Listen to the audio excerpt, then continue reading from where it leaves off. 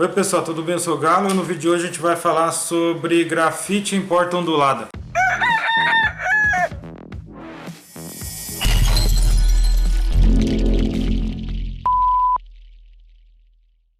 Bom, até 2014, 2015 eu nunca tinha pintado uma porta ondulada, que é aquelas portas de boteco, de padaria que todo mundo vê aí por aí, que é muito popular em comércio de um modo geral. Mas aí em 2015 o meu sogro, né, o seu Joaquim, ele tem um bar aqui tinha um bar aqui na Vila Industrial, e aí ele meio que pediu pra minha mulher, falou, o Galo não faz grafite, será que ele não quer fazer um grafite aqui na minha porta? E aí meio que pra agradar o sogro eu falei, não, beleza, com certeza eu faço. Mas até então eu nem sabia como fazer, né, porque na verdade eu nunca imaginaria pintar uma porta metálica, porque como eu sempre pintei de pincel, é uma dificuldade muito grande você pintar numa superfície que não é regular igual uma parede, né? Mas mesmo assim foi. E aí no começo foi até difícil, assim, foi complicado, porque, né, você tem que pintar de uma forma que você consiga pegar toda a superfície, a dobra do aço, né, as partes que não são visíveis, né, quando você olha de frente, as partes que são visíveis.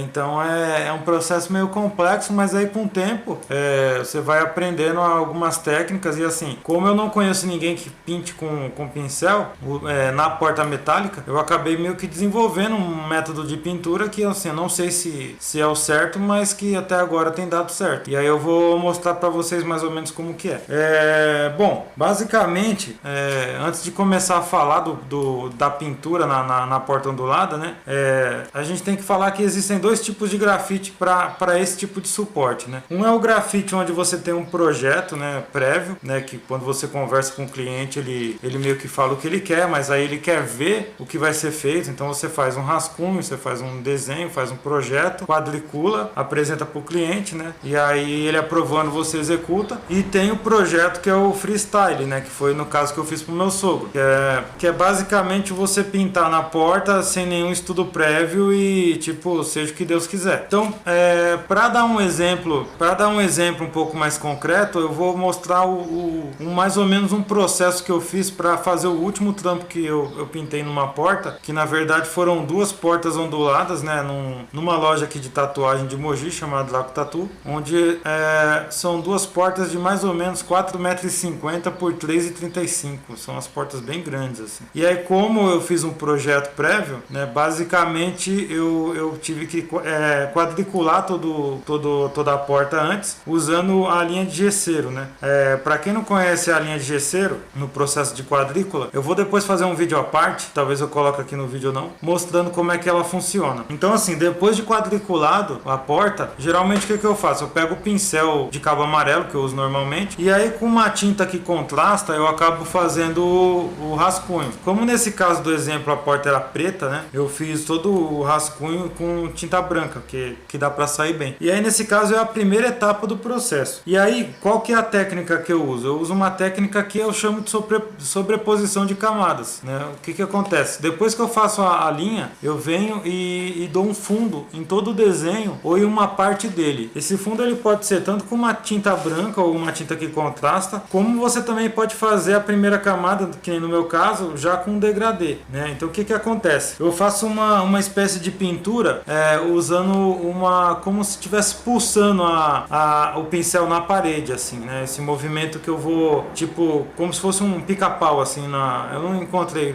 uma palavra melhor para isso, mas é como se fosse um pica-pau, assim, batendo na parede. E aí com isso, o que acontece? No momento que o pincel ele bate na parede, ele bate na verdade ele bate na superfície de aço, ele acaba criando uma micromalha. Você aperta o pincel na porta, a cerda abre, e aí no que ela volta, né, ela deixa uma bola de tinta toda falhada com a marca da cerda. Isso é importante porque acaba criando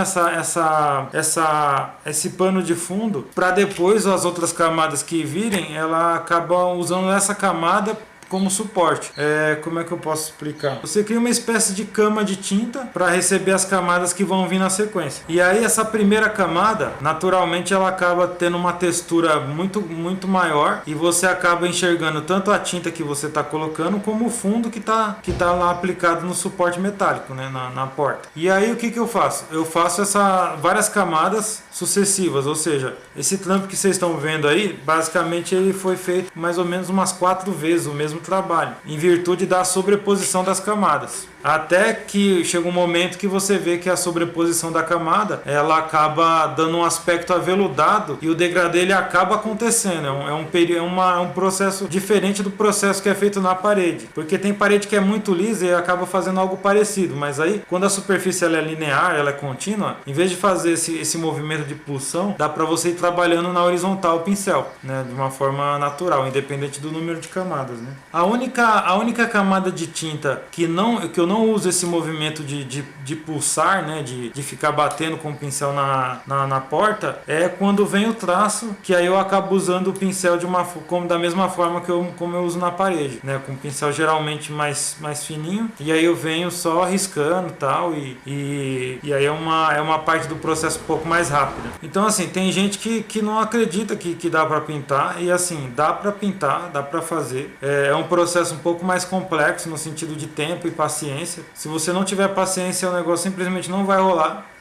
Mas é gratificante quando você vê que no final do processo o trabalho ele se apresenta, né? E fica com um aspecto bem bacana, né? Então assim, para quem está começando e que também pega trabalho comercial para fazer e às vezes não tem um equipamento muito bom, por exemplo, que nem um aerógrafo, ou um equipamento um pouco mais profissional que demanda também um pouco mais de grana inicial, a pintura com pincel no primeiro momento ela ajuda bastante a fazer o trampo, né? E depois de um tempo, se a pessoa quiser, ela pode de repente comprar um equipamento melhor, se for o caso, para ganhar tempo, né? Como eu não gosto de spray, tipo, eu acho bonito o processo do pincel, e esse processo de sobreposição de camada também ele se assemelha muito ao processo de pintura numa tela, por exemplo. Então tipo, é bem semelhante. A única diferença é que no caso da porta metálica é um suporte totalmente inusitado e uma superfície bem grande, dependendo do tamanho. Bom, para vocês terem uma ideia de tempo que eu levei para fazer esse trampo,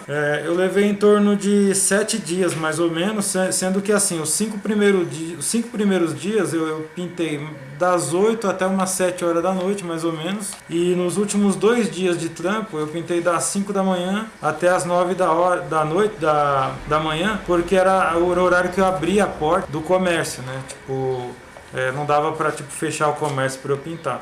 Então eu meio que me adequei ao horário que o pessoal tinha lá. E o resultado foi esse aí que vocês viram, beleza? Bom, eu espero que vocês tenham gostado do vídeo. Qualquer dúvida ou alguma coisa que não ficou muito clara, por favor, coloca aqui, escreva aqui nos comentários. E até o próximo, é nóis!